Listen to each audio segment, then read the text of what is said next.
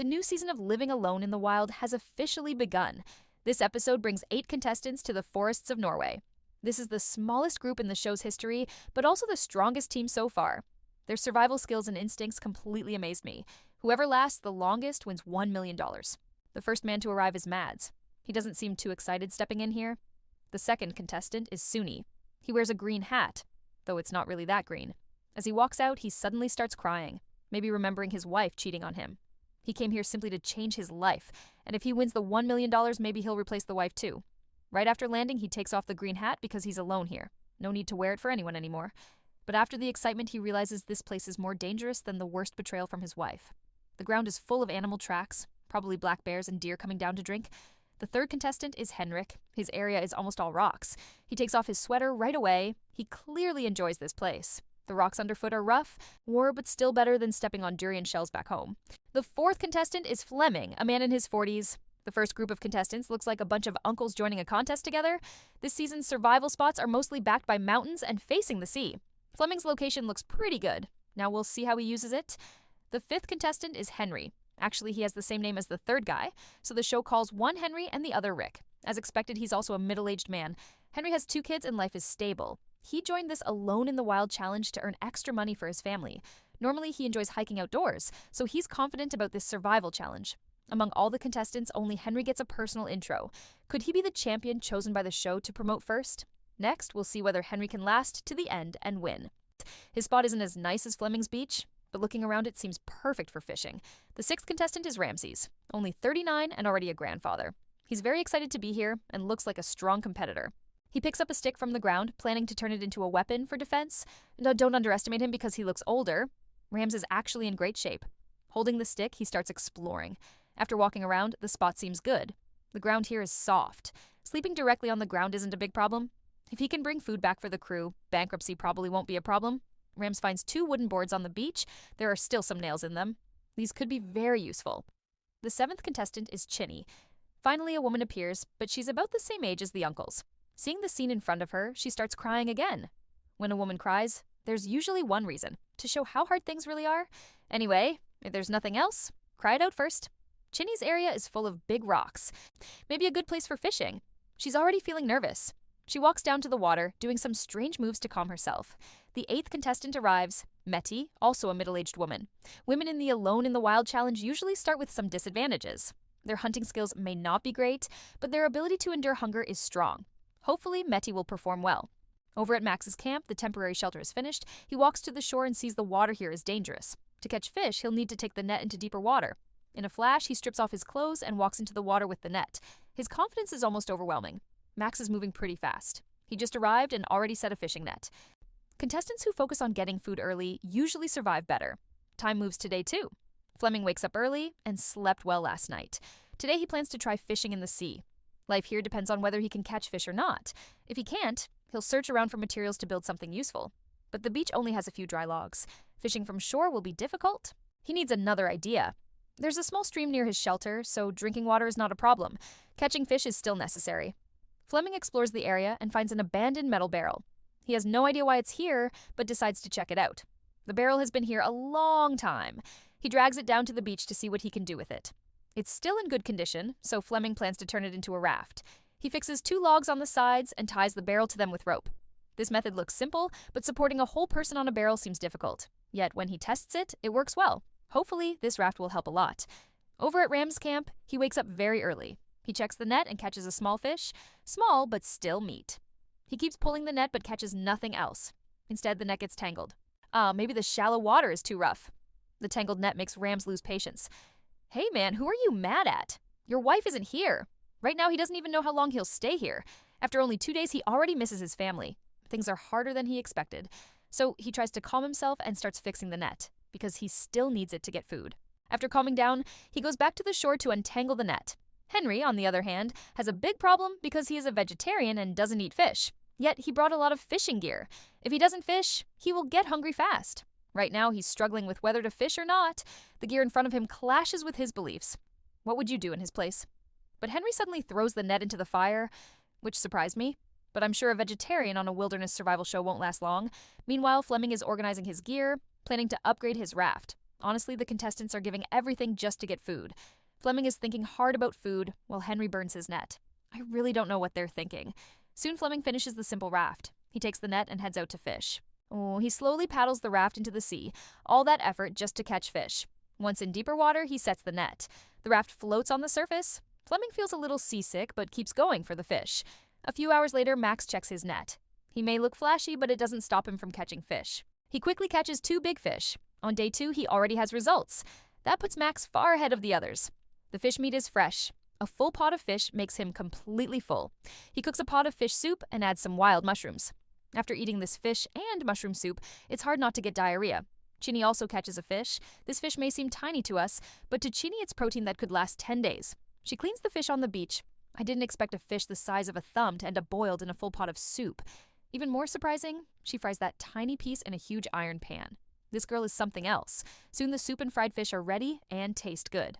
The fish is fresh and juicy. As a Danish woman, she even eats fish with chopsticks. This woman clearly has some real skills. After lunch, she explores the area and builds a long-term shelter. I'm really surprised. This season's contestants are very strong. On day 2, they already caught prey. After a good meal, they keep building shelters. They really don't want to waste any time. Max finally finishes his pot of fish soup. It doesn't look very appealing, but for survival, he must eat all the fish. There are no spices, but hunger is the best seasoning. Meanwhile, Fleming finally finishes setting his net. Hopefully, tomorrow brings a good catch. Time moves to day 3. Rick starts grilling fish early. Today, he's eating very well. This group really focuses on getting food. Much better than those foolish contestants who only build shelters at the start. Only after eating well do you have strength to work. Rick finds a great place for a shelter. A rock wall acts as a natural shield. Hang a waterproof tarp over it, and it works even better. There's a big crack here. Rick plans to use the crack to build his shelter. He tries throwing wood into the gap. After hundreds of throws, he still misses. Why not just climb up and place the wood inside? If this keeps going, Rick might die stuck in that crack. He also notices the sky behind him turning strange. Looks like heavy rain is coming. The weather here changes fast. In a short time, sunshine can turn into a storm. The lake area is known for strong wind and heavy rain. In fall, the temperature can drop to -10 degrees. After 3 days, Maddie finishes his long-term shelter. It's not fully done yet, but the structure of Maddie's shelter already looks solid enough. I have to say, this season's contestants are really strong. In just 3 days, they can build shelters. Getting this far is already very good. Sunni is also building his shelter, but he makes a pyramid tent almost 5 meters tall. That thing is way too big. Henry builds a trapezoid-shaped shelter. The wooden frame is done. Next, he just needs to cover it with a tarp. By evening, the wind starts picking up. Chinny is also building a pyramid shelter. Right now, the most comfortable one is probably Maddie, because now he only has to worry about food. Rick still keeps trying to get into that crack. Luckily, he finally makes it in. He looks as happy as if he just got lucky. He plans to pull a rope across to the other side. Just like that, a temporary shelter is done. After finishing the shelter, Chinny goes back to the shore and starts setting her net. But the wind is very strong today. It seriously affects the net setting. She tries several times and still can't cast it out. In the end, even the rock gives up. Would a longer stick work better here? Placing the net on a stick like this lets it lie flat in the water.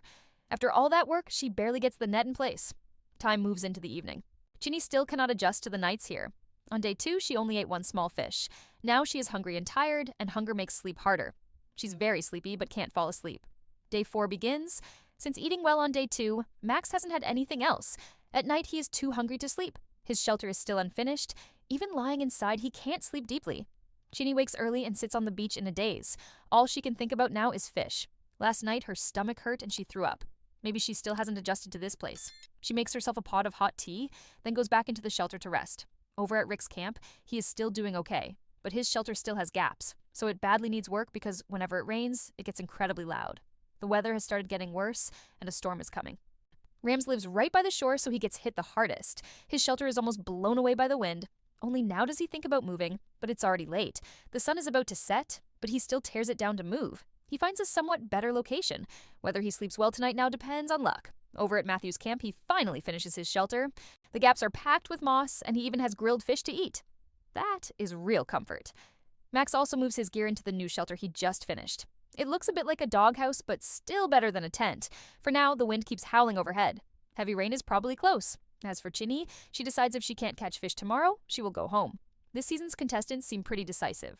If they can't catch fish, then staying here hungry has no meaning. If she leaves because she can't catch fish, that's still better than quitting because she misses home.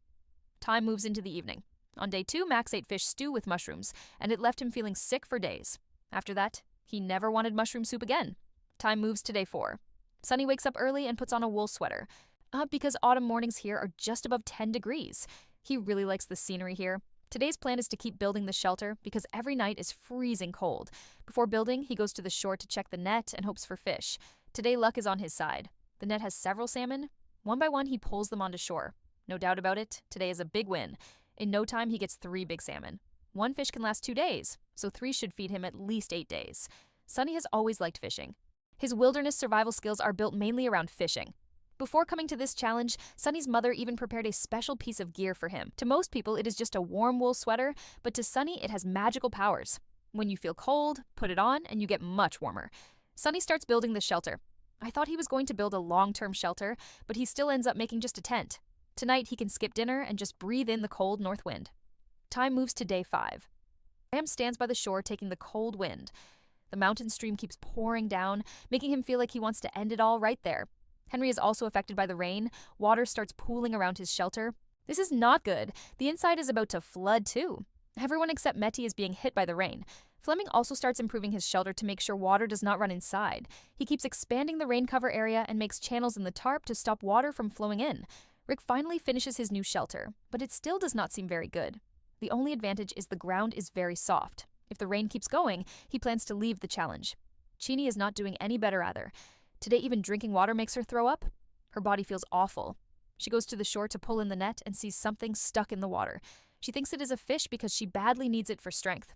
But when she pulls it up, it is not a fish, so she politely greets the net instead. Maybe her weak body is affecting her too much. Everything she sees looks like fish. Over at Sunny's camp, he is sleeping in late inside the shelter. As long as the rain keeps falling, he will not go out. He just dreamed that he caught 5 big fish. Looks like these contestants are going crazy over fish. Who knows if he was sleeping or doing something else. After waking up, he quickly goes to check the net. Otherwise, he may really pass out from malnutrition. When he gets to the shore, he sees things are bad. He tries to pull up the net, but it seems stuck. In the end, he even snaps the line.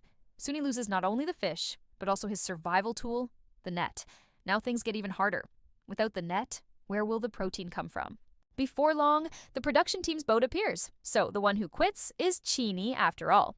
She feels so hungry that she is starting to hallucinate. After setting nets for so long and catching nothing while still starving, it makes sense to leave decisively.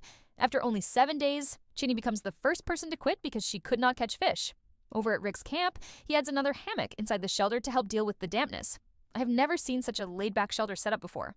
As for Sunny, to get the net back, he decides to go into the water himself.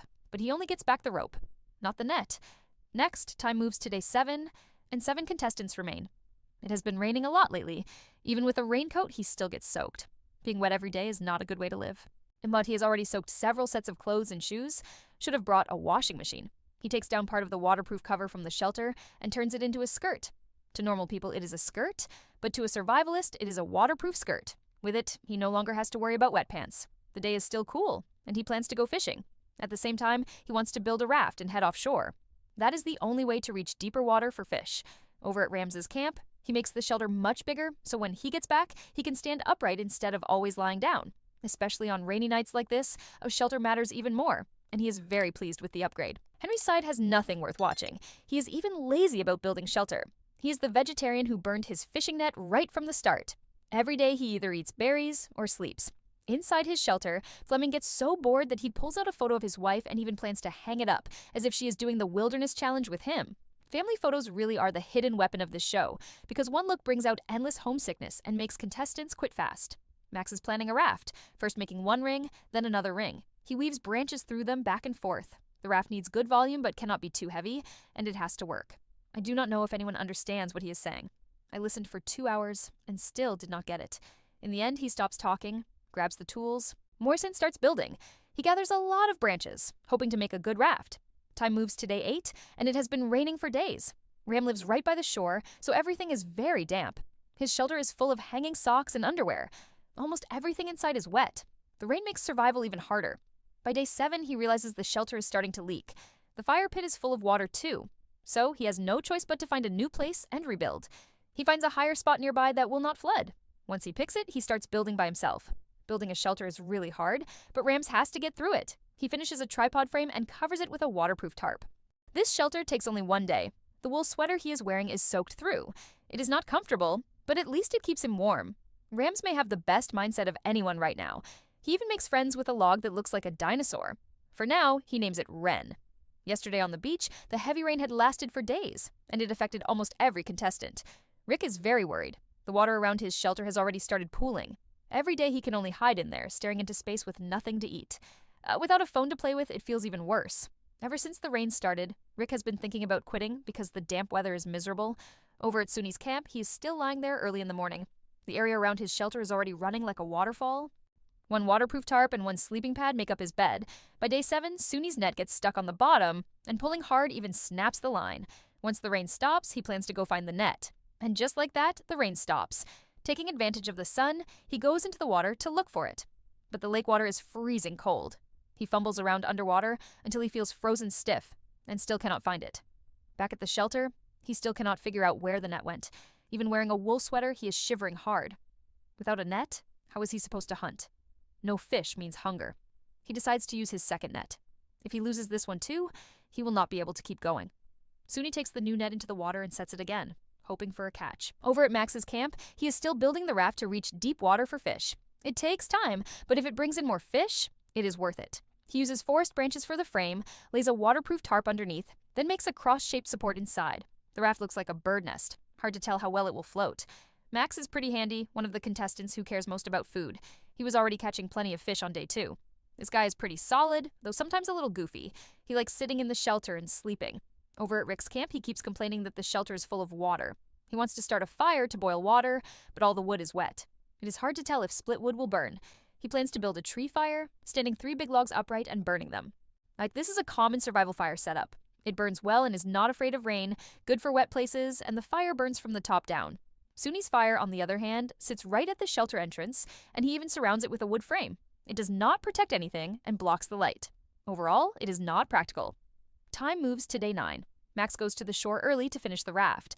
It is bulky, but with each bit of effort, it slowly takes shape. When it is done, he feels extremely happy. Next, he will rely on this raft to catch even more fish. He names the raft Gertrude. It will be another partner with him in the wild. Hopefully, it brings him luck. Matthew wakes up feeling the temperature has clearly dropped. The days are getting colder. She keeps working on the shelter, stuffing moss into the gaps for insulation. Do not underestimate those gaps. When strong wind blows through them, it can nearly kill you. Matthew's shelter also got flooded, so she spreads a layer of branches on the ground like a mat. It looks really nice. Matthew is the first person I have seen lay down a carpet inside a shelter. Without comparison, you do not feel the pain. Rick's shelter is leaking, and he lays down a board like a coffin lid for a floor. Even a pig pen would be more comfortable than his place. There is a stagnant puddle right in front of the shelter. Rick decides to improve the place and starts stacking more sticks inside. Why not just move to another spot? After watching so many seasons of Alone in the Wild, Rick is the first one I have seen make a hammock hanging in the air. Max gets ready to test the raft's buoyancy. He sits on it, and it holds just fine. The raft working makes him extremely excited.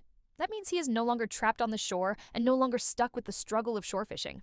Whether he catches fish or not, the raft still gives him new hope. For survival, time moves to day 10. Rams's shelter is now finished pretty well, mainly built against wind and rain. On day 8, he caught a big fish, enough for several days. But today, when he checks the net, he gets nothing. Sitting in the shelter, he regrets eating that big fish too fast. If he had saved it, it could have lasted a few more days. He sits there thinking. Next time he catches a fish, he needs to ration it little by little and smoke the leftovers, because he never knows if he will catch another one the next day. Being inexperienced the first time out is normal. Only people who know how to store food last longer. The non-stop rain keeps all the contestants worried. Yesterday, Maddie caught a fish. Today she wants to smoke it by hanging it right over the fire. Right now she is the first one smoking fish. Before this, Max caught 3 fish and ate them all at once, which was wasteful. Inside her shelter are a lot of juniper berries, an important ingredient for smoking. Before long, the fish turns golden in the heat and looks very tempting. Fleming goes to the shore to take in the cold wind and change the water for his live eel. In his bag, he has 2 fish and 5 eels. Right now, he has the most food of anyone. His way of storing it is keeping it alive. Now, he is not worried about starving. He plans to keep them in the lake. By driving in a wooden stake and tying the eel bag to it, you cannot deny this is a smart method. But it also carries the biggest risk. I am just waiting for the day that fish bag disappears. Sunni goes to the water to pull his net, and today he scores big again. He catches a big salmon around 5 or 6 pounds. If he saves it, it could last about 4 days. 1 day for the head and tail, 4 days for the body and pieces. Every time he pulls in the net, he also has to fix it. which is annoying. Max built his shelter pretty well, so now he focuses on catching fish. He measures the length of the net on shore, but when he flips the raft, the waterproof layer gets punctured by a branch. The hole is low down, so once he goes offshore, water will definitely get in. The raft is dead before it is even used. Even worse, Max does not know how to patch the hole. He squats by the shore, not knowing what to do. Even if he could use it just once to catch fish, that would still help a lot. But right now that hole feels brutal. He spent so much time on that raft. If he cannot use it to fish offshore, then it was all for nothing. Inside his shelter, Rams builds a stone fireplace. He cooks the fish guts he threw away earlier. When he had food, he tossed the head and organs aside. Now he picks them back up, cooks them, and eats them. At this point, survival is rougher than begging. Rams is building survival experience one step at a time. I guess after this, next time he catches fish, he will know how to use every part better. Maddie's smoked fish is finally done. Smoked fish served with fruit vinegar and herbs. That is one rich lunch. Now Maddie has a very solid shelter, and she gets to eat a meal like that too. She is living so well, it is unreal. Fleming also has plenty of food, but he is not as comfortable as Maddie. The winner of Alone is usually not the one living the most comfortably, but the one with the best plan. Right now, whether it is food or shelter, Fleming is above average in both, so he has a real chance to win this season. He stands on the mountain looking at a beautiful rainbow in the distance. Over at Rick's camp, he is almost hit by rain every day. He spends nearly all his time chopping wood. Man, why not go catch fish before doing all that work? Chopping wood every day like this is not a good plan. His shelter is still just a tent. I guess Rick is just here to fill the lineup. Over at Sunny's camp, his fire is better than his shelter, but the shelter itself is as bad as a doghouse. It rains here almost every day, so daily living and staying warm are both a problem. Max keeps his fire inside the shelter, so it is not just for cooking, but for warmth too. But his raft now has a hole in the waterproof layer, so he does not know what to do next. The raft failing hits him hard because he has not caught a single fish with it. It rains here every day, and now he has no extra tarp left at all. Time moves to day 11. Early in the morning, Rams goes to the water to pull in the net, but only catches one small fish. He is starting to feel the hunger, and his body gets thinner every day. He really wants to catch more fish, but maybe he still has not realized the water here is too shallow. Catching even this little fish is already lucky. Every time he catches fish, the net gets badly tangled and it brings out Ram's hot temper.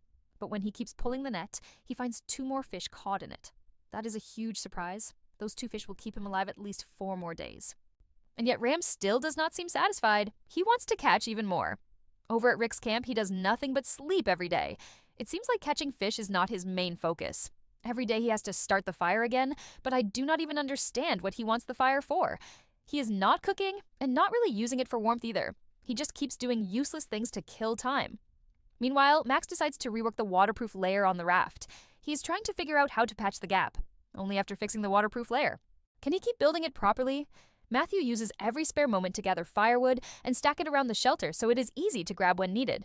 We have not seen Henry in days. This vegetarian guy never goes fishing. He just lies in the tent and sleeps in. That kind of survival contestant is basically not worth watching. Rams is untangling the net. Every time it is a pain, but it is his food tool, so even if he is annoyed, he still has to do it. Would you want to join this kind of survival challenge? Time moves to day 12, and 7 people remain. Sunni loses it early in the morning. After 12 days, he is still stuck in a tent and has not caught any fish. Every day he only survives. He gets a catch. He lands a salmon weighing around 2 pounds. As he pulls in the net, more fish keep getting caught. Sunni carries the net back to camp, hangs it on a tree, and starts untangling it. Today he caught quite a bit, enough to last a while. He knows the shoreline is very shallow, so this is already a good result. If he could reach deeper water, then eating grilled fish every day would not be a problem. At this point, Sunni also starts thinking about building a raft. Before this, he had fish to eat every day, but after building the raft, before he could even go offshore, a big hole tore open, and for a while he did not know what to do. As if without the raft, he does not know how to catch fish. Right now, the main issue is the waterproof layer. If he wants to reach deep water for fish, he has to fix the raft first. The opening in the raft is pretty big, so Max patches the hole like a bandage, then measures the wooden poles again and redesigns a support base for the raft. He wraps waterproof tarp, the net to the ground all snapped. You can imagine how hard the waves were beating the net underwater. The weather changes faster than a girlfriend's mood.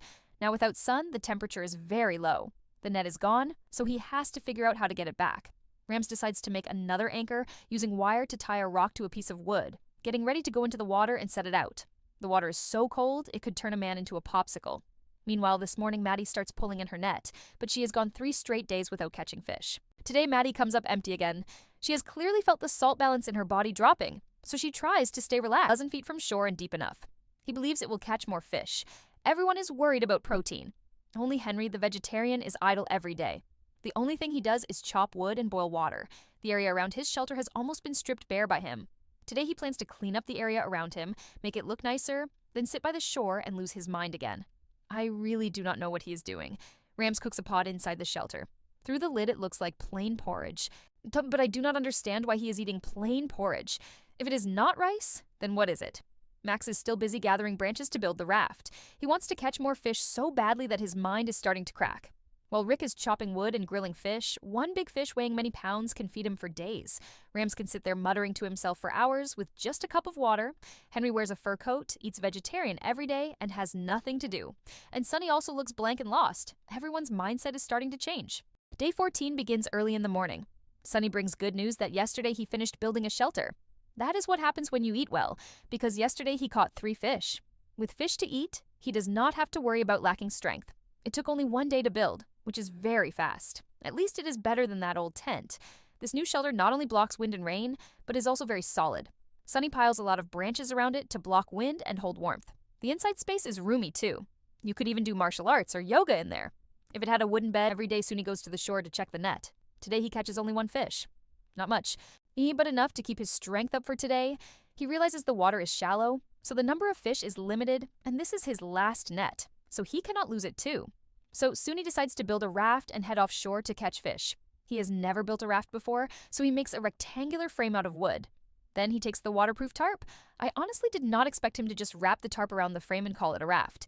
He really does not know how to build a raft. Over at Max's camp, it rains every day. He's making a paddle by wrapping waterproof tarp around a branch. It looks pretty well made. Max comes to the shore and looks at the raft that took him a full week to finish. The only question is how well it floats. He puts the raft in the water to test it. Luckily, it can hold his body. Looks like the buoyancy is decent too. As long as it does not leak, it could float from the Pacific to Africa with no problem. It gets carried into deeper water until it is fully stretched about 5 or 6 meters from shore. This spot is deep enough unless big waves and wind show up. As long as the net stays stretched across like that, not just normal fish, even a shark passing by would have to leave a fin on shore. After that, Max looks at the net with a ton of hope. The only fear is that bigger hope brings bigger disappointment. Sunni also brings his newly made raft to the shore. Sure enough, the raft does float. He wears only his underwear and pulls the raft through the water to test it. But the moment he stands up, water starts pouring inside. Anyone with common sense can tell this raft was built badly, but Sunni still does not give up. He even flips the raft over and tries again. I honestly cannot deal with this guy. Meanwhile, Maddie is pulling her net. You can tell right away the net is stuck on the bottom again. Maddie uses all her strength, but still cannot pull the net up. So she goes back to the shelter and heats water for a bath, using 3 sticks to hold up the waterproof bag. Then she pours the hot water in and leaves it ready. She decides to go into the water and get the net herself. The weather is very cold now. The hot water from before is for washing off once she gets back out. Hopefully, she can recover the net. Every time Sunni sets the net, he goes far out shirtless, and the water is still shallow. No wonder he's not catching much fish. In the end, Maddie finally gets the net back up. But sadly, it is all tangled, and there is not a single fish in it. Back at the shelter, she soaks her feet in hot water out in the wild. Warming up in time is extremely important. If she gets sick, forget catching fish. Even staying in the challenge could become a problem. Maddie has a very good shelter and even has a fireplace, so even though it rains often outside, she is still living pretty comfortably. Sunni thought that once the raft was done, he would not have to go into the water anymore, but the raft turned out useless. Rams goes to the shore to pull the net, and the moment he starts pulling, he sees fish. Great luck. Today he catches 2. At least tonight he will not go hungry. 2 nets are both catching fish. The other one gets only 1 fish, but it is pretty big. He stands by the shore enjoying the sunset. Seeing him look that relaxed is honestly annoying. After 3 fish today, it would be hard not to need the bathroom. Ram starts bragging again and keeps talking for hours. With talking skills like that, it is a waste not to livestream and sell fake liquor. Sunni sits by the shore thinking. The grilled fish in the pot keeps smoking. A hungry man has only one problem, but once he is full, he has endless problems. He thinks about future fishing and decides that starting tomorrow, he has to cheer up and become a different version of himself. Basically, he needs to work harder to find food. Today he had planned to finish the shelter, but he sat on the shore for 5 or 6 hours, wasting the whole day, so he really regrets it. By nightfall, the wind picks up again. That definitely affects fishing. Rams's shelter is still just a tent. Even with some branches on it, the roof will not blow away while he sleeps. Max sees the wind getting stronger and adds a few more rocks, hoping they can hold it down, then quickly goes back into sleep.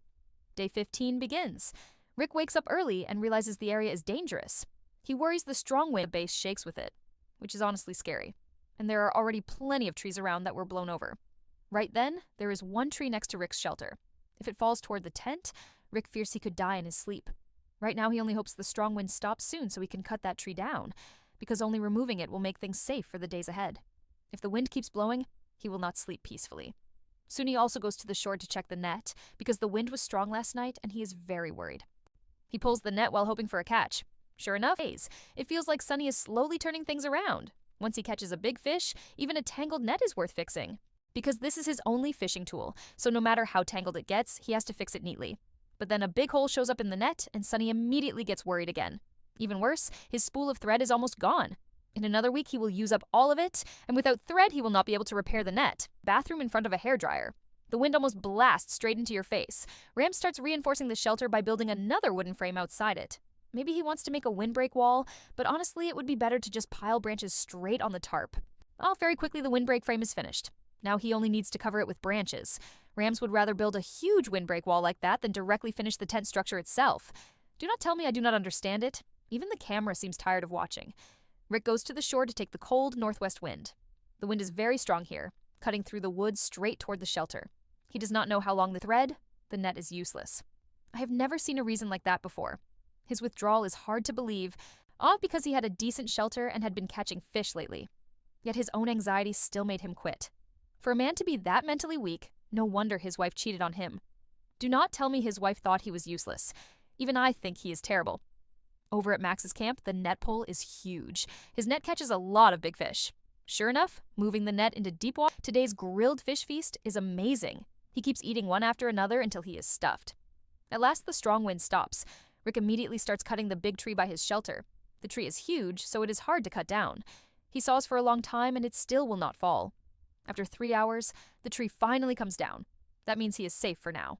A huge weight is finally off his mind, and tonight he can sleep well. Time moves to day 16, and 6 contestants remain. Today the weather is beautiful. Rick wakes up early and enjoys the view. After 2 straight days of strong wind, he is really enjoying having sunshine. Rick stands in the water for hours, holding an iron pot. Fleming has spent the last few days building his shelter, from the first tent into the small wooden cabin he has. Fleming may be the second person after Maddie to have a wooden cabin. Matt's shelter is fairly simple. It is mostly made with waterproof tarp, but he uses that tarp to the fullest. The drainage system is done very well. The small rise around the tent blocks wind effectively. Over at Matt's camp, the net is not catching fish, so she tries using a fishing line. She has not eaten fish for 5 days. If this keeps going, she may have to leave from hunger. Today she fishes for hours and still gets nothing, so she plans to go into the woods for other food. Right now she is surviving only on berries and plans to gather a lot more. Henry is a vegetarian, so berries are his main food. Every day he comes here and picks them to bring back. A vegetarian taking on a wilderness survival challenge, I really want to know if he can last until the very end. If Henry wins, the people catching fish will be furious. Oh, it is not winter yet, so the ground still has a lot of berries.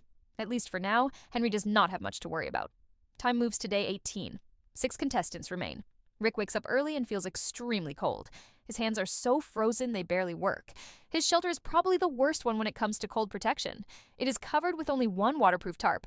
His bed is also a hammock made from tarp, so at night his back gets freezing cold. On top of that, the shelter holds no heat at all. If Rick's tent can survive the winter, I will eat him alive. On day 16, he found a roll of wire on the beach, and today he plans to use it to reinforce the shelter. That means tying the tarp to the wood. He wants to build a windbreak wall at one end of the tent and hang pine branches on the wire. This is hard to do, but it can be done. He builds a wood frame and packs branches around the head side so the wind will not blow in from above his head at night. It does help to some degree, but relying on that alone to make it through winter is still tough.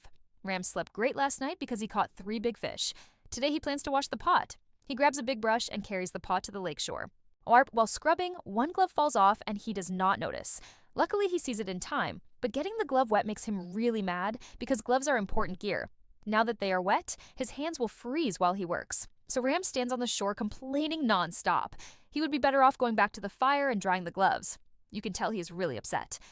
Max wakes up early and also feels much colder. As soon as he gets up, he puts on more clothes. He is still sleeping on the ground, so he plans to make a bed to insulate himself from it. He goes to the shore to gather pine branches, probably to spread them on the ground as bedding. Right now, Max is not worried about food, so life is fairly comfortable for him. He spreads the pine branches he collected across the floor of the shelter, then puts his sleeping pad on top.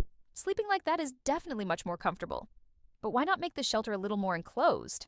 Lately, Henry has kept improving his shelter, and he is doing a pretty good job. Inside there is a lot of wood and even a wooden bed frame. It looks simple, but it is definitely warmer than Max's tent. Every day, Henry eats about half a kilo of berries. As a vegetarian, that is enough for him. The location of his shelter is not very good. There is a lot of water running across the ground, but luckily he used tall wood framing to create some space underneath. I just do not know if staying there that long will mess up his joints. After getting his gloves wet, Ram starts wanting to quit and go home. Lately, he keeps looking at family photos and really misses his son. He came here to compete for his family, but now he misses them too much, and while talking, he suddenly starts crying. If he joined for his family, then why quit because he misses them? He stares at his son's photo for a long time and cannot calm down. Basically, any contestant who keeps looking at family photos is not going to do well. Rick wakes up early and chops wood. Gathering wood is what he does every day. His shelter is also really bad. Rain affects it, so water always collects there. His fire is right at the tent entrance, so every time it rains, it gets wet for sure. Rick used to be the one with the most food and even kept a lot of eels alive in a bag, but he still would not improve the shelter. Every day he wastes time fixing the fire. It seems like in the whole wilderness, the only thing he cares about is the fire. Rams gets ready to go pull the nets. Every time he goes fishing, he wears this outfit. These are his dedicated fishing clothes. When he gets to the shore, he sees the log marker from before washed back onto shore. That is not a good sign. The net caught no fish. One and the marker stone from before is gone too. Every time he resets the marker, he has to go into the water, and the temperature now is twice as bad. When it is this cold, he does not want to get in the water, and the weather keeps getting colder. The fish are all moving to deeper water, so he has to rethink his food source. Time moves to day 19. Henry wakes up very early. Every day he eats a few berries before heading out. Years of being vegetarian have made his body used to eating this way. If he does not go gather berries, he has almost nothing to do. Boredom easily turns into anxiety. But so far, Henry still has not started missing his family. Every day he goes to the shore to check the net. But today again, there are no fish. Maddie is thinking about whether she should go into the woods for other food, but she also wants to wait for a chance to catch fish. Because climbing the mountain takes a lot of energy, she decides to cross the mountain in front of her and take a look. After packing her gear, she puts on the backpack and heads out. This trip will probably be rough, but if she finds food, it will all be worth it. The terrain on the mountain is fairly flat. Maddie walks very slowly along the ridge and can see her shelter from up there. On the mountain, she takes the full hit of the cold northwest wind, so she decides to head back down. On the way back, it starts to rain, and she barely makes it back to the shelter before the heavy rain hits. This hiking trip brings back nothing. It rains here almost every day. Rick's shelter is not even dry yet before the rain starts again. The fire he just started today goes out, even though it was meant for warmth. So why not move the fire closer to the shelter? Time moves to day 20. Early in the morning, Rams goes to check his fishing net. The weather is bad and the net is full of driftwood. Max also goes to the shore to pull his net. He uses the method of setting the net in deeper water. This time, he catches a big fish around 5 kilos. Ever since moving the net into deep water, Max pulls in so many fish every day his arms get tired. One big fish after another comes onto shore. Now he is the one with the most food. Today he gets 7 big fish. When it is like this every day, he basically does not need to worry about saving food anymore. He just has to eat his fill at every meal. Max has a huge haul, while Rams catches nothing at all. Shallow water and cold weather really mean no fish. Rams is too lazy to even fix the net and just throws the stone farther out. Maddie wants to catch fish only 1 or 2 meters away. Then he tries using a hook and line. After all, that is his second tool for getting fish. If he does not try, he really might starve. And even if he tries, there still may be no fish. This is really wearing him out from hunger. Day 21 begins before sunrise. Rams is already complaining inside the shelter. Right now he is starving. Even in sleep, his back feels freezing cold. He really needs food to keep up with the energy he burns.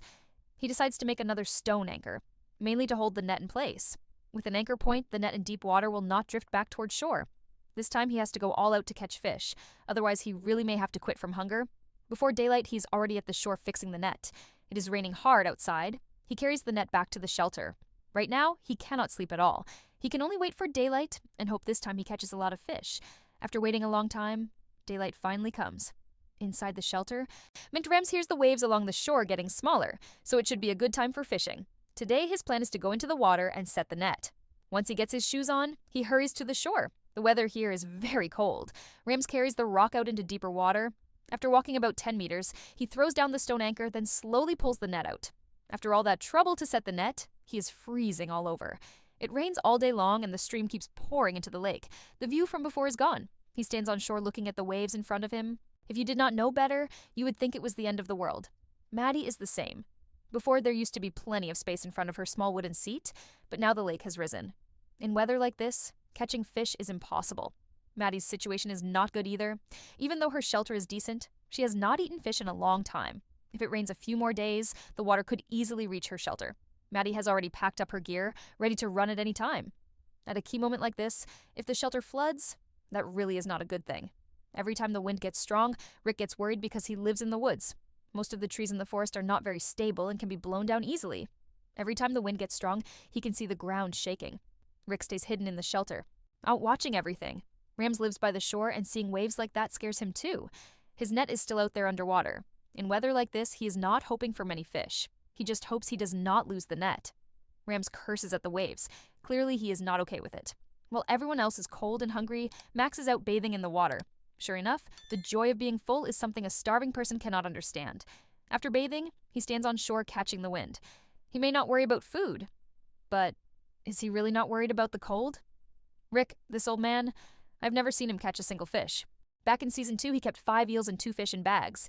Now he just lies around in the tent all day. The only thing I ever see him do is take care of camp chores. Day 22 begins, and the strong wind finally stops. Rick feels very cold, so he quickly starts a fire to warm up. Now he is starting to hate life out here. From the way he looks, he may quit the challenge soon. Rick wanders around the shelter and starts missing his family. Henry is not doing much better either. He feels the area is very damp, and the weather keeps getting colder. Eating vegetarian food every day gives him no energy, so of course he feels cold. At this point, Henry is already thinking about quitting. Day 23 begins, and right now only Max is catching fish every day. He even has a fire inside the shelter, so he is living pretty comfortably. Outside the shelter, hail has started falling. The temperature is dropping fast. No one expected this. Hail today also means winter has arrived. All the contestants are going to have an even harder time. Day 24 begins, and Fleming finally shows up. There has been no footage of him. I thought he was off on vacation. He also made a raft, but his fate is completely different. Max can reach deep water, but Fleming still cannot catch fish. Turns out lately he has been too busy fishing with a line. He catches nothing and does not even set the net. Serves him right for having no fish to eat. Rams goes to the shore and starts pulling the net, and luckily there is one fish in it. This time it was finally worth the effort. Sure enough, if you want fish, you have to reach deep water. This fish is enough to feed Rams for 2 days. Back at the shelter, he cooks a pot of fish soup and enjoys every bite, because he has not had fish for days. He takes his time eating it. Day 25 begins. Henry wakes up early. It is so cold he does not even dare put on his shoes because they are frozen stiff. Now, he can clearly feel his muscles shrinking out here in the wild. He does not get to eat well like at home, and only eating 5 cups of plain vegan porridge is not going to help. Fleming goes out to catch fish every day. His barrel raft is simple, but very durable. Every time he climbs on the raft and goes out fishing. Luckily today he gets a huge haul and puts the fish into a bag. Fleming is the only one who can keep fish alive in a bag, so he is not worried about food going bad before he can eat it. Today, the catch is huge. Almost every fish is enough to fill him up. He takes the fish to the stream to clean them. This big fish has a lot of bones and roe inside, very nutritious, and Fleming eats it raw right away. Would it not taste better cooked? He goes back to camp and fries a pan of fish. Today, he is definitely going to eat until he is stuffed. But he does not know how to store food. Eating all your food in one meal is definitely not a good thing. But after catching this many fish today, he definitely is not thinking about running short of food later. Right now, enjoying the meal is what matters most. That night, Henry cannot sleep in the shelter. He keeps thinking about memories with his wife. Either way, everyone knows what he is thinking about. Day 27 begins. Ram sits by the shore in the sun. He ate very well last night, so he also slept well. Before long, the production team's boat appears again. So who is quitting this time? Right now, both Henry and Rams are struggling. Sure enough, Henry quits. Living on vegetarian food every day, how could he handle winter cold? On the very first day he got here, Mighty burned his fishing net. That really was cutting off his own way to survive. It is also day 27, and 5 people remain. The weather looks beautiful today. After waking up, he does some morning exercises. Right now, he is living the most comfortably. His shelter is not great, but he has fish every day. And when he gets tired of fish, he can pick greens around the shelter. This place is full of wood sorrel, enough to eat forever. Today, the sun is strong. Max takes his blanket out to dry. Surviving in the wild and still airing out blankets, that is a first for me. Clearly, Max has fully adapted to life out here. Max rebuilds a device for setting the net. This fixing setup works with the raft, and his fish are almost gone, so it is time to catch more. Rams lies in the tent cooking a pot of berries for breakfast. After eating, he puts on waterproof clothes and goes to check the net. Today, the net catches 1 big fish, but it is already frozen stiff. The fish weighs about 5 kilos, enough for him to eat for 2 days. The last time he ate fish was 2 days ago, so catching one today is a huge surprise. Back in the tent, Ram starts planning to eat half for lunch and the other half at night, with the head saved for soup tomorrow morning. Rick is sitting by the fire again. But it has rained nonstop for 2 days, so everything is still damp. Damp socks feel terrible. Every time he goes out to work, his socks and shoes get wet. Drying them out before wearing them again helps a little. It is the same over at Fleming's camp. His socks are so wet you could wring water out of them. It is like wearing wet socks inside your shoes. You could probably pour out a whole cup of milk tea. Even with wet shoes and socks, they still keep wearing them. Fleming goes to the shore to get water and check how sealed his waterproof boots are. Because every time he steps into the water to set the net, his boots get wet. He guesses the sole is leaking. Turns out this part of the boot upper is split open. The fix is simple, just melt a little glue and seal it up. Overall, it is not a big problem. Meanwhile, Rams is in the tent cooking fish soup. Now that it is cold, the need for food keeps getting higher. There is no seasoning, but when you are hungry, even a little meat tastes great. Rams takes the cooked fish outside the tent to eat because the weather is beautiful today. Eating while enjoying the view, he really knows how to live. While eating, he keeps talking, saying today's fish is the biggest one he has ever caught. Before this, he had only seen fish like that on TV. Eating this fish even changes his mood. With meat in his stomach, he has more energy to talk and his mind works better. Even without seasoning and with a bit of fishy taste, he still eats it happily. That shows just how hungry survival contestants out in the wild really get. Day 28 begins, and in the middle of the night, Maddie is woken up by a mouse making noise. She watches it running back and forth inside the tent. It probably does not know Maddie is so hungry she barely dares go to the bathroom, and it still wants to come looking for food here. It must be dreaming. Maddie gets very annoyed from being woken up. She had just been dreaming about a huge feast. Then she opens her eyes and there is nothing to eat. That mouse really does not know what it is medding with. When morning comes, because the mouse bothered her last night, Maddie decides it has to pay. She makes a wooden chair, mainly to pass the time. With weather this good, instead of going to catch fish, she sits here wasting time, really hard to understand. She makes the chair so she can sit in the sun more comfortably. She starts thinking about her family again. Everything is fine, except there is no fish to eat. Today, Rams plans to set 2 nets. After eating fish, he has the strength to work. He looks for another place to set the net, hoping to catch more. This spot looks fairly deep, so he decides to set it here. He ties a rock with rope and throws it into the water. 3 meters is already his limit. Hopefully he catches at least some fish. Now that 2 nets are fishing, he should get at least 1 fish, right? He is not very confident, but he still hopes. Fleming finally patches his boot using only tape, but he does not know if it is really waterproof. He also brings the water bag with live fish outside his boot. What a hassle.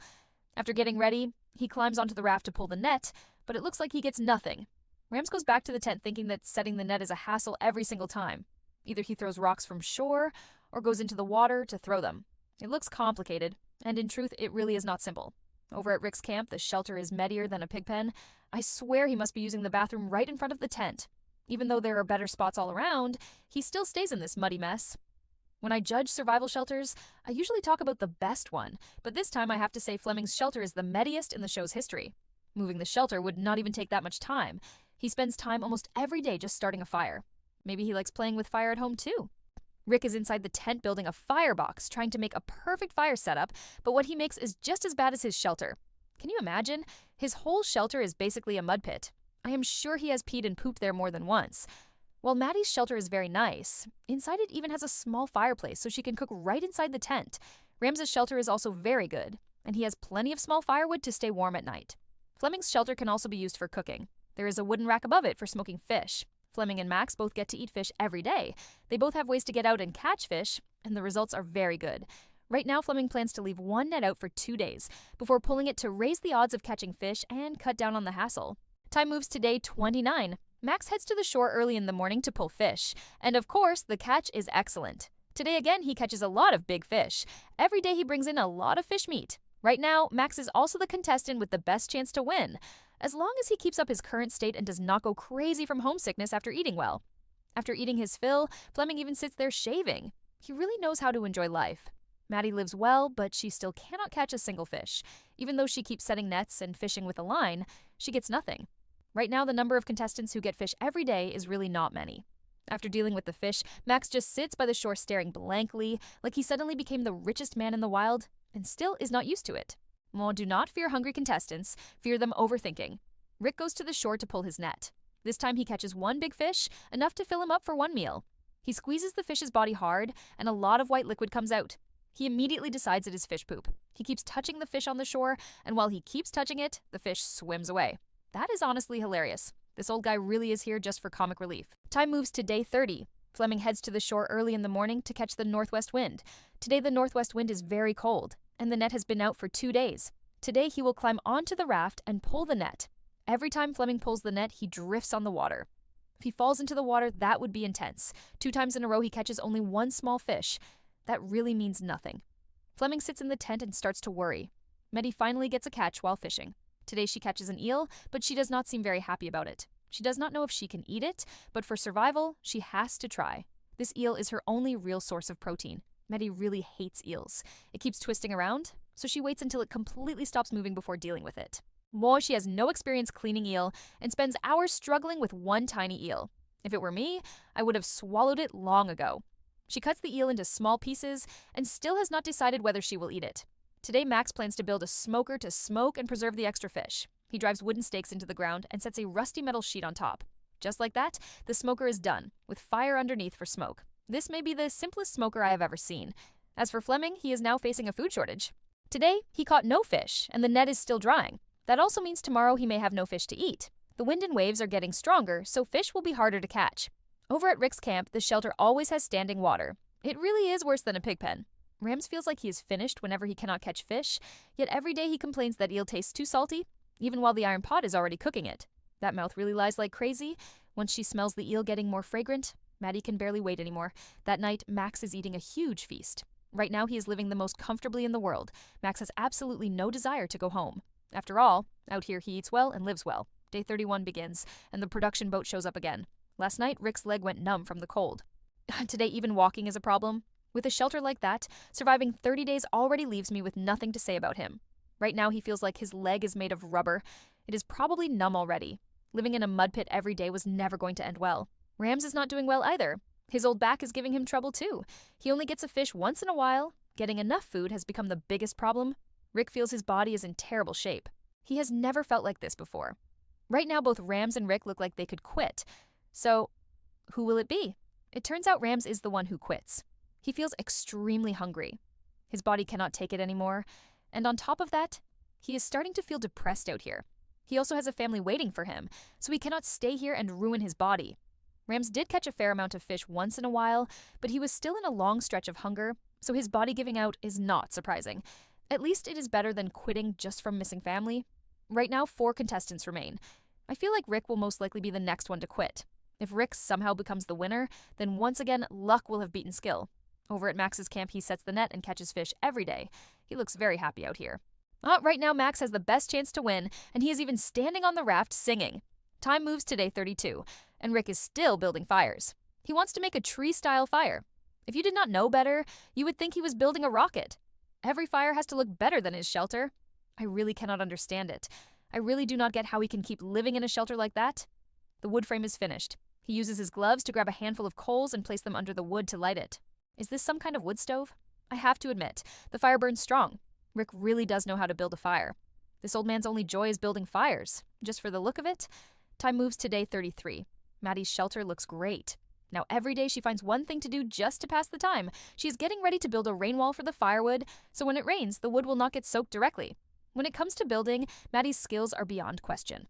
The wooden shelter she built is also very good, but her luck finding food is a little worse. She has been hungry for a long time. Luckily, she is a woman and can keep going on berries for a long time. The production boat shows up again. Turns out Rick wants to quit the challenge, so this old man is finally leaving that filthy shelter. I'm the one I always wanted to complain about. He may be the first contestant in history to live in a mud pit. Building fires every day still could not keep him surviving. After all, survival is not just about making fires. Rick quitting is only natural. Time moves to day 34, and only 3 contestants remain. Maddie is brushing her teeth early in the morning in front of the shelter. Today, heavy rain comes down again. Sitting at the door drinking water and watching a rainy day is really comfortable, but it would be even better with some grilled fish. The first job every day is checking the fishing net. The moment she pulls it up, she sees a fish. Maddie puts the fish on the iron pot to cook, and her mouth waters so much, she almost starts drooling all over the ground. Max catches fish almost every time, but he still checks the net every single day, and every time he catches plenty of fish.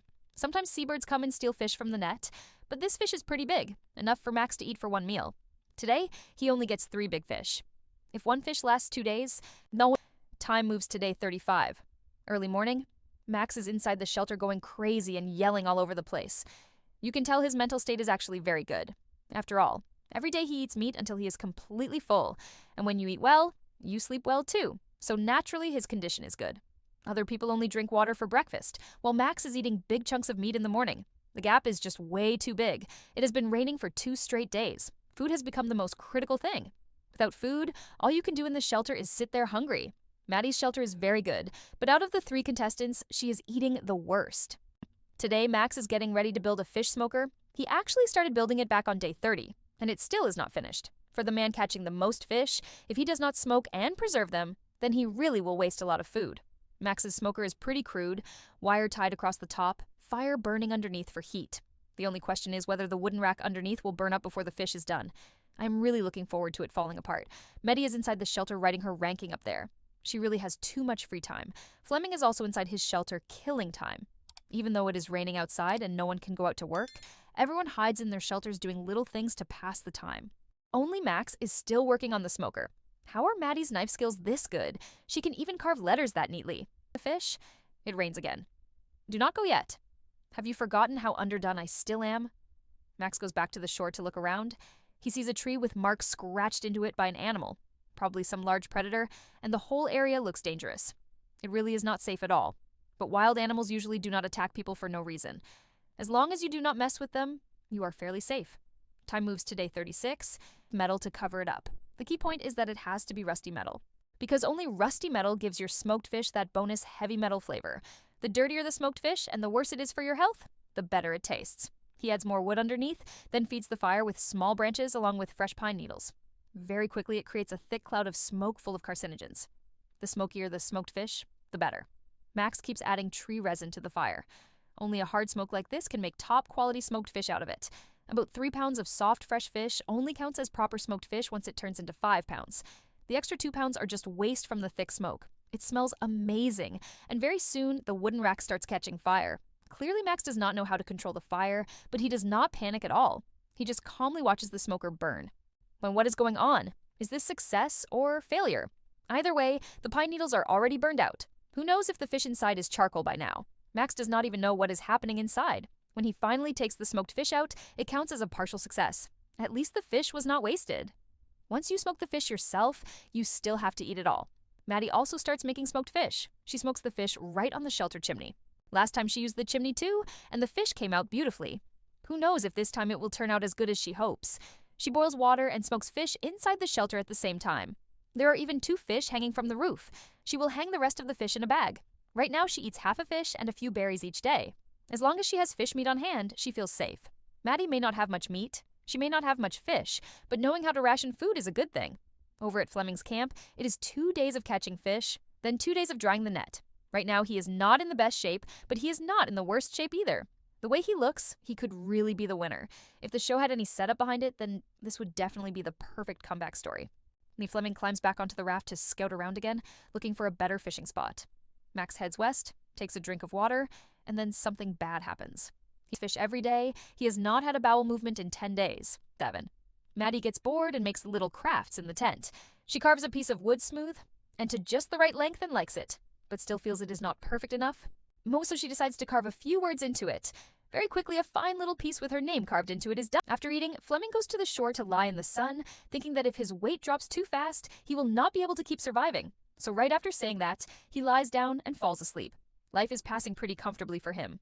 Over at Max's camp, he is singing in the tent too. 10 days without a bowel movement, and he still feels like singing. In the middle of the night, Max wonders how the other contestants are doing right now, without realizing that he is already living the best out of all of them. Fleming has just pulled in his net. Today is a huge haul because he catches 9 big fish. Right in the final stretch and still start a fire and grill the fish. Over at Maddie's camp, she does not know what to do for a moment. Using a stick to feel around underwater, she finds the net again, but no matter how hard she pulls, it will not come up. This is her only a good net. By day 39, strong wind comes again at night. Maddie does not trust the net to hold, so she takes a flashlight to the shore to pull it in. Luckily, she catches 1 fish, enough to hold out 1 more day. Day 40 begins, and all the contestants are entering the exhausted stage. While over at Max's camp, it feels like the fish meat will never run out. By day 41, Maddie hopes there will be fish in the net today, and sure enough, she catches one again. This half net works even better than a full one. Just when I think Maddie is about to make a comeback, Fleming shows off his catch again, another big fish over 10 pounds. Now every contestant has food, which makes the competition even tighter. Day after day goes by, and the contestants right now are not really suffering. They look more comfortable than before. The survival finale looks more like a vacation. By day 43, Fleming cooks it all and eats. Over at Maddie's camp, she pulls out family photos and starts missing home. Sure enough, people should not get too full, because once they are full, it starts medding with their fate. At night, Max starts massaging the soles of his feet. He has not bathed in half a month, so who knows how bad his feet smell. He suddenly starts crying in the tent because he misses his family so much. Right now, both Max and Maddie are homesick. That is a little dangerous. She wants the production team to come get her more than anything, because saying she quits out loud would be awkward. Her goal here was 45 days, and today she has reached it. For the next 2 days, she is already ready to leave. You can tell just by looking at the little sticks in her tent. Maddie lives happily every day. You cannot judge someone by their face. It depends on whether they want to show it or not. A few days ago, when I saw the ranking toy she made, I knew this girl, Maddie, was not simple. Inside the tent, Maddie looks back on the time. A woman living alone in the wild is never an ordinary woman. She definitely has something special. Max sits there for half an hour. Right now he has enough food, but he is getting tired of this place. It feels too boring and empty. He once wanted to leave his wife and kids and stay here until the show went broke, but now he is anxious and wants to go home. He lies by the shore and starts crying, and for a moment I do not even know how to comment on it. Maybe my guess was right. The winner of wild survival is never the one living best. Over at Fleming's camp, he is in the best shape of all. He even gives his shelter a name. Having something to do is better than sitting around bored. He keeps finding ways to entertain himself and pass the time. You can tell he is always playing some kind of role. There is always someone like that every season. Right now, it really looks like Fleming has a very strong chance to last to the end. By day 46, today is the target day Fleming set for himself. He has reached the number of survival days he wanted. All he has to do is press one button, and he can go home and have a huge meal with his family. As for Max, before day 45, he had never once thought about going home, but since yesterday, he has really wanted to go home. Right now, every contestant is thinking about quitting. It only depends on who lasts the longest. Now, no one is short on food, so the real battle is mental strength. At this point, whoever quits is basically handing the win to someone else. Fleming had planned to leave once he reached 46 days, but now he feels like he really likes this place. This guy does not even want to quit anymore. As for Max, before this, he does not want to eat mouse meat. There is a big ant nest around the tent, so he puts the mouse on it. By day 49, Maddie still works every day, but very slowly. Now she is trying to save as much energy as possible, but she still makes wooden toys every day. Over at Fleming's camp, he is still collecting firewood and even builds a tall fireplace. Then, in the middle of the night, it starts raining again. The weather keeps getting colder, which makes survival even harder for the contestants here. Maddie already feels satisfied with this survival experience. 49 days feels like enough for her to let go.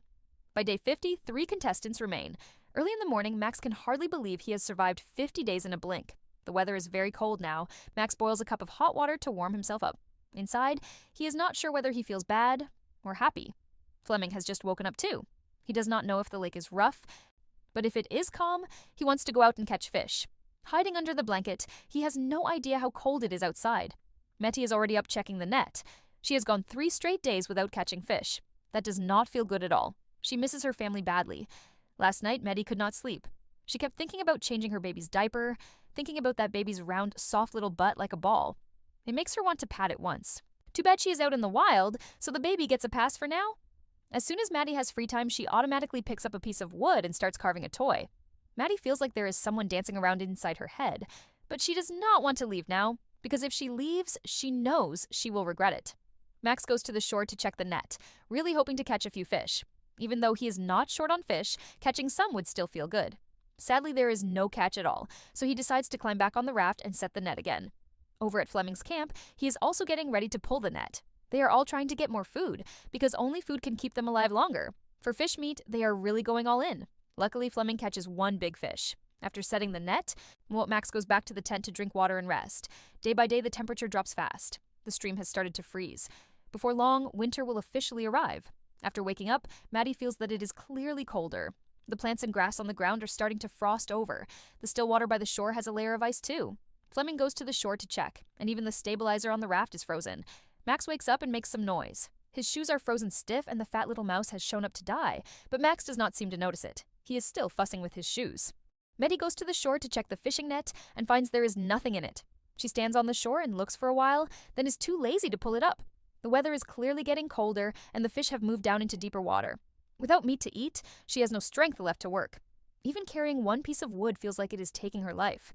Firewood is the key to keeping her warm at night, so no matter how tired she is, she still has to gather wood and bring it back to burn. After returning to the shelter, she eats a little of her stored fish, then sits on a rock in the sun. Time moves to day 53. Every day Fleming goes to the shore to sit in the sun. This guy has meat to eat, so of course he focuses on comfort. He sits in the sunlight eating fish for breakfast. Then after getting full, he lies down and sleeps. Right now he is in better shape than Max. He really is the contestant who turned things around in a bad spot and flipped the game. After resting, he climbs back onto the raft to pull the net and catches another fish. There may not be many fish now, but one a day is enough. His raft is much better than Max's wooden raft. Living off washed-up junk, he does not have to worry about food or clothing every day. Back at the shelter, Fleming takes out a photo of his wife and looks at it. He misses his family a lot too. Whether they miss him or not, who knows. But I do know he probably really wants to be with his wife. Time moves to day 54. Every day Max eats a little fish just to keep going. 1 or 2 small pieces of fish are his whole ration for the day. Once back at the shelter, he starts cooking breakfast. Some of it he fries, and some of it he stews into soup. Right now, Max still looks okay on the outside, but he is not as lively as before. His mindset has probably changed a lot. Max has also realized that he is losing weight. Fleming also gets fish every day. It looks like only he and Max are left fighting for the win. Overall, Fleming's mindset looks a little better than Max's, and since both of them still have meat to eat, his shelter is also more comfortable than Max's. Every morning, Max wakes up with freezing hands and feet. He feels like that is very dangerous. I am speechless. Sleeping outside in weather this cold, is it not totally normal to wake up with cold hands and feet? He goes outside to look around and sees that the water on the west side has started to freeze. Really, now they are just waiting for one rain. Once it rains, this place will be covered in heavy snow overnight. Max's shelter is the worst out of the 3. Just one board and tarp tent is definitely not enough to hold heat. Even though he can make a fire inside the shelter, overall it still cannot hold warmth like a wooden cabin. That night Max starts crying again. While over at Fleming's camp, all he can think about is fish. He is fully focused on catching more so he can keep going. Over at Maddie's camp, she is also living off stored food, just trying to get through the days. Time moves to day 55. Today, snow finally starts falling. Fleming wakes up early and sees a layer of snow all around him. The temperature is getting harsher. Max is also shocked by what he sees. Everything around him is turning white. The snow keeps falling. There is no strong wind, but before long, the production boat shows up. It turns out Max wants to quit the challenge. His quitting surprises me a little. As the contestant with the most food, it seems he was beaten by homesickness. What a shame! I did not expect that even living this well, he still could not win in the end. That is normal too. After watching so many seasons of Alone in the Wild, I have never seen a winner living in a tarp tent. Every winner has 2 things in common: steady food and a pretty solid shelter. Max quitting really is a pity. Maybe if he had built a wooden cabin earlier, he could have handled the brutal winter cold. After Max leaves, only 2 people remain. Fleming still chooses to go out and catch fish. Looking at the current situation, Fleming is doing much better than Maddie. One person keeps working to catch fish, while the other is living off stored food. That is the difference. Today, Fleming catches another fish. After going back to the shelter, Fleming feels like his current fishing spot is no longer good. The fish are getting fewer every day. I guess the odds of Fleming lasting to the very end are very high. Cold weather burns a lot of energy, but Fleming still eats meat every day. As long as he can handle the cold, his chances get even better. Time moves to day 56. Right now, Maddie has gone from looking like an 18-year-old girl to looking skinny as a frail old woman. I honestly did not expect Maddie to get this hungry. If she gets any thinner, her underwear may not even stay on. She goes to the shore to check the net again, and this time, she finally catches a fish. At a moment like this, a fish actually comes to save her, and it is a big fish over 10 pounds. That is a huge burst of luck. Maddie had gone days without catching fish, and now she lands this big one. That is some crazy lucky break. This fish is enough to eat for 4 days. Right in despair, she gets new hope. She cooks a pot of berries inside the shelter. Berries with fish meat really taste good. Over at Fleming's camp, his advantage suddenly slips away, and he still does not even know he is already in the final 2. Maybe because he still has meat to eat, he does not feel worried. There is still a pot of fish in the shelter when a mouse climbs right into it and starts eating. Fleming gets so mad he wants to lose it. Looking at the fish meat in front of him getting ruined by a mouse, can he still eat that pot or not? This mouse really has a lot of nerve. Fleming would even eat worms raw, so a mouse is nothing. Right now, Maddie is still caught up in the joy of that big fish. Either way, her confidence is back now. The counting stick on her shelter is carved up almost out of shape. That is the tool Maddie uses to mark off the days. Right now, she really wants to hug her child. The production boat shows up again. Today is a contestant health check day. Maddie and Fleming both have to get weighed. Both of them have lost a lot of weight. Other than being much lighter, their bodies are still in decent shape. But Maddie's mood right now is terrible. She misses her family so much. She breaks down crying, showing just how hard it has been out here. Maddie is very likely the next one to quit. Time moves to day 58, and at night, both of them miss their families. Now it is just a matter of who gets unlucky and leaves first. If you stay just one more day, then your chance of winning the $1 million prize gets bigger. Maddie wakes up, thinking about the state of her body and whether she should quit or not. The production boat shows up again. So who is quitting this time? It turns out to be Matthew. Sure enough, Matthew is beaten by homesickness. She had just gotten more than 10 pounds of fish meat, and before she could even finish eating it, she quit because she missed her family. That really is a little sad. Truth is, Matthew was always dealing with hunger. Only once in a while did she catch a fish to eat. But compared to Max and Fleming, who had meat to eat every day, Maddie was barely hanging on, so her quitting was not really a surprise. If she had beaten Fleming, that would have felt a little off. Maddie quitting means Fleming wins the championship. Time moves to day 59. Fleming catches another big fish. Right now, he is very bored. By day 60, the production team comes again to do a health check on Fleming. Clearly this time they came to tell him he won, and at the same time his family quietly arrives. They are full of joy. How could anyone not be happy about $1 million? Fleming sees his family and can hardly believe it is real. The win comes so suddenly right in front of him. The moment his wife arrives, the two of them cling to each other. Tonight back home, there will definitely be a big celebration. Fleming is the contestant who made the comeback in the later stage. Every day he worked hard to find food. First he built a shelter, then later built a wooden cabin.